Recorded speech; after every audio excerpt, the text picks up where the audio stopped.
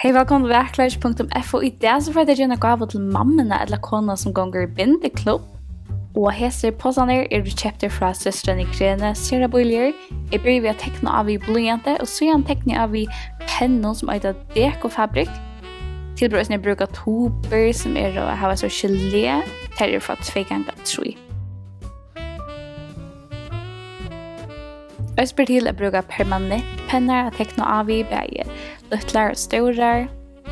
Jeg kan så skrive akkurat som tror hun til, kanskje elskar binda fri, eller elskar binda, eller også som jeg sa en dag til å være klirrende av Stockholm i balsan for salene.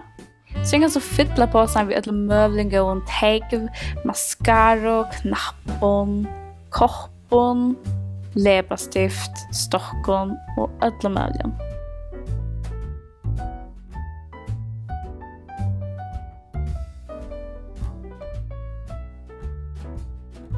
Så du kan fylle på sammen ved omkring som tilvårst er din mamma eller din vinkonuna vil glad for det, og det kan være alt mulig. Så jeg tror det på sånn tar det og tekner og fylte vi alle møvlinger til mammuna eller vinkonuna.